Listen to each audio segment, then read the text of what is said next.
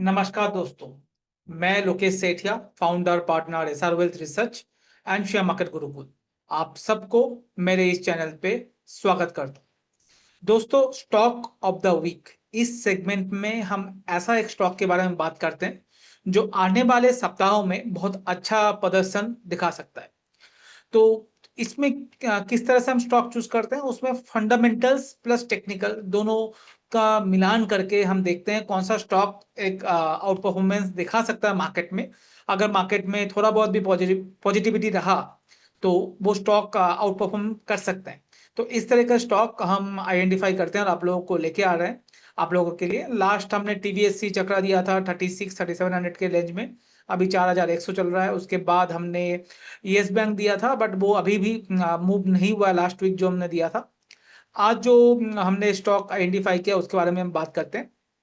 क्यों हमने ये स्टॉक आइडेंटिफाई किया है और क्या रीजन है जो ये स्टॉक चलना चाहिए। एक छोटा सा डिस्क्लेमर और साथ में एक रिक्वेस्ट। डिस्क्लेमर ये है दोस्तों, जो भी स्टॉक्स के बारे में हम यहाँ पर डिस्कस करते हैं वो लेने का बात नहीं करते हम बात कर रहे हैं समझने का। किस तरह से ब्रेकआउट हो रहा है चार्ट पे या किस तरह से हम स्टॉक आइडेंटिफाई करते हैं। अगर आपको लेना है या कोई स्टॉक बेचना है तो मेरी बात मत सुनिए, आप अपना खुद का रिसर्च कीजिए। ये अपने दोस्तों से, अपने आरए से, अपने आरआईए से जरूर पूछें। उसके बाद ही आ, आप कोई भी स्टॉक में बाय या सेल का डिसीजन बनाएं। और दूसरा रिक्वेस्ट, अगर मेरा प्रयास आपको अच्छा लग रहा है तो काइंडली हमारे चैनल को सब्सक्राइब करना मत भूलिए, जिससे हमें ज़्यादा से ज़्यादा मोटिवेशन मिलता है आपके लिए नया नया कंटेंट बनाने में। चलिए शुरू करते हैं। मैं स्क्रीन शेयर कर लेता हूं अपना एंड मैं आपको दिखाता हूं आज का स्टॉक ऑफ द वीक कौन सा है। आज जो स्टॉक ऑफ द वीक के बारे में बात कर रहे हैं, अगर उसको ध्यान से देखा जाए तो आपको दिखेगा इसका नाम है जायसवाल निको इंडस्ट्री लिमिटेड। जायसवाल निको क्या है? ये एक मेटल सेक्टर की कंपनी है। अगर इस कंपनी को ध्यान से देखा जाए तो आपको दिखेगा 7,600 करोड़ के मार्केट कैप में है। मतलब अच्छा खासा स्मॉल बड़ा स्मॉल कैप कंपनी इसको माना जाएगा। इसका जो करंट प्राइस है वो 78 रुपीज का है। अगर आप देखोगे 52 वीक लो की अगर बात करें तो 26 रुपए से 78, मतलब ऑलमोस्ट 3x ऑलरेडी ये स्टॉक हो चुका है। मगर आप मल्टीपल देखोगे 20 के मल्टीपल में स्टॉक ट्रेड कर रहा है। आप जो इम्पोर्टेंट और नेगेटिव पार्ट है स्टॉक का अगर वो देखेंगे तो 99.9% का यहाँ पर प्लेस दिखा रहा है, बट एक्चुअली इसमें कुछ चेंजेस हो रहे हैं। वो चेंजेस आपको स्क्रीनर में अभी नहीं दिख रहा। तो अगर आप कोई ट्रेड कर रहे हो स्टॉक पे तो ये चीज एक बार के लिए दिमाग रखिएगा, यहाँ पर जो है 99.9% में 100% ही आपको प्लेस दिखा रहा है, एक्चुअली ये है नहीं। एंड सेकेंड, अगर मैं बात करूं, इसमें जो प्रोमोटर होल्डिंग है वो अभी 55% है, जो बड़ा है। वो मैं अभी दिखाता हूँ आपको। 55% की जो प्रोमोटर होल्डिंग है ये बड़ा है। इसके बारे में भी हम बात करते हैं। तो अगर आप देखोगे प्रोमोटर होल्डिंग 49% हुआ करता था, 49.5, उसको बढ़ा के अब हमने 55 इसमें कर दिया है। हम जो स्टॉक ऑफ द वीक की बात कर रहे हैं उसका नाम है जायसवाल निको। ये एक मेटल सेक्टर कंपनी है। मेटल सेक्टर से ये कंपनी बिलोंग करता है। ये अगर आप देखोगे 7,600 करोड़ का मार्केट कैप के साथ आता है। करेंट मार्केट प्राइस 78 रुपीज के करीब है। 52 वीक हाई से देखोगे 26 रुपए का लो था, वहां से 78 हो चुका है। ऑलमोस्ट 150 पौने 200% का रिटर्न ऑलरेडी ये जनरेट कर चुका है। स्टॉक मल्टीपल अगर देखेंगे तो 20 मल्टीपल है, तो कोई ज्यादा महंगा नहीं दिख रहा। बट एक कंसर्न है इसमें, जो इसमें दिखा रहा है प्लेज परसेंटेज 99.9, मतलब 100% दिखा रहा है। बट इसमें डेटा थोड़ा सा गलत दिखा रहा है जितना मुझे समझ मालूम है। बट एक बार आप जरूर डेटा चेक कर लीजिएगा क्या 99.9% है या नहीं है। एंड अगर आप देखेंगे प्रोमोटर होल्डिंग जो है वो लास्ट पिछले महीनों में बढ़ा है। 49.5% से बढ़ के 55.15% इसमें प्रोमोटर होल्डिंग बढ़ा है। तो ऑलमोस्ट 5-6% का प्रोमोटर होल्डिंग इसमें आपको बढ़ा और पब्लिक थोड़ा सा घटा है। मगर नॉर्मल देखेंगे तो 40,000 का पब्लिक हुआ करता था 2022 में और अप्रोक्स वो बढ़ के अब 1 लाख रिटेल इन्वेस्टर्स इसमें घुसे हैं। यहाँ पर ना ही एफ आईज है ना ही डी आईज है, तो दोनों की होल्डिंग ऑलमोस्ट ना के बराबर है। एफ आईज का 1% बोलेंगे तो ना के बराबर ही ऑलमोस्ट होल्डिंग है एफ आईज और डी आईज की। राइट, एफ आईज का 1% मतलब 700 करोड़ के करीब का एफ आईज की होल्डिंग मोटा मोटा इस स्टॉक में दिख रहा है। अब ये स्टॉक चूज करने का एक और रीजन क्या है, फंडामेंटल में अगर आप देखोगे इसका पीएल देखो ध्यान से आप, तो पीएल में आपको जो चेंजेस दिखेंगे वो दिखेगा। ये स्टॉक जो है 16 से लेके 21 तक में 2 या 3 हजार के बीच में ही सेल कर पा रहा था। जो 22 से इनका जो सेल का रेवेन्यू है वो बढ़ गया है 6,000 करोड़ से 6,700 करोड़ इस बार का दिखा रहा है।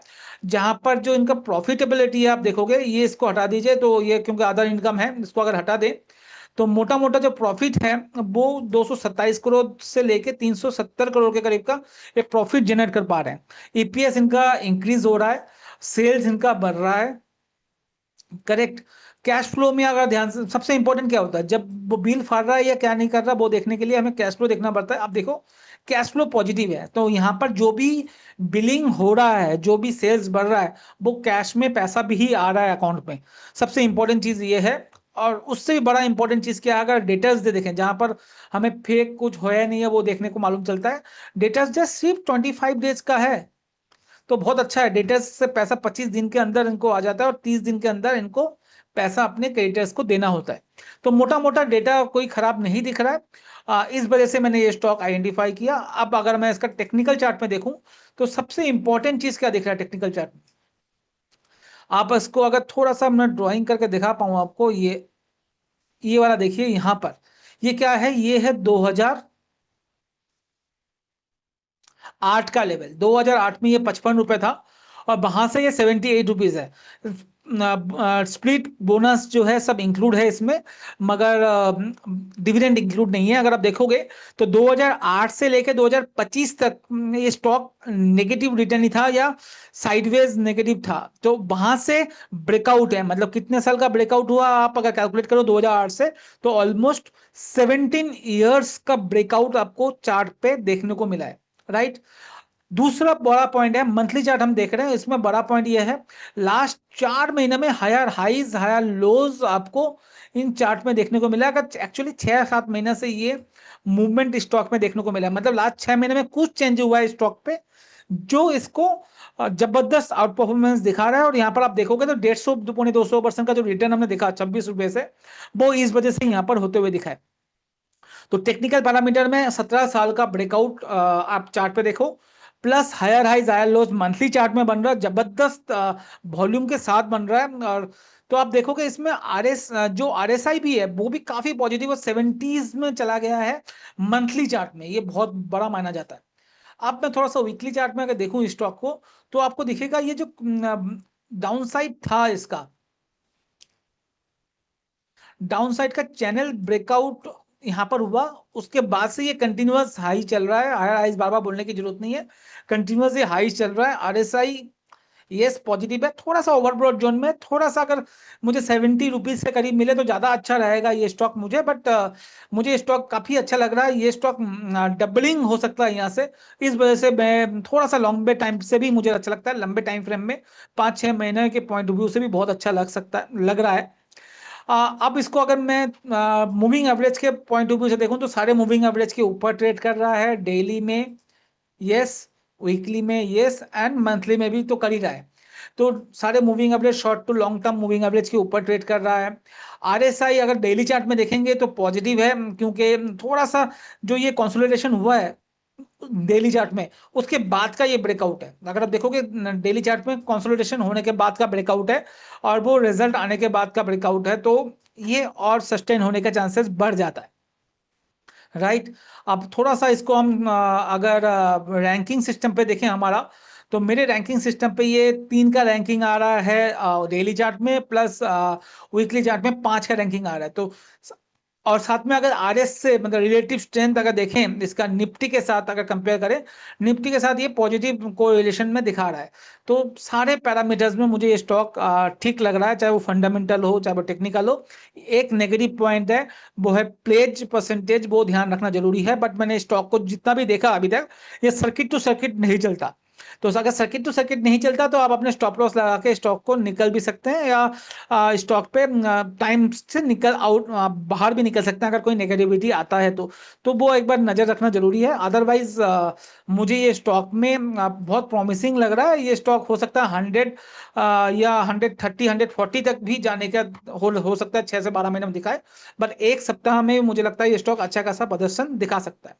तो कैसा लगा मेरा ये एनालिसिस, प्लीज कमेंट सेक्शन में बताइए। ऐसा कौन सा स्टॉक है जो आपको लगता है आने वाले सप्ताह में अच्छा कर सकता है, वो भी कमेंट सेक्शन में बताइएगा। सब्सक्राइब करना, बेल आइकन में क्लिक करना मत भूलिए। दूसरा कंटेंट जो हम बनाएंगे वो आपको जल्दी मिल जाएगा उस बेसिस पे।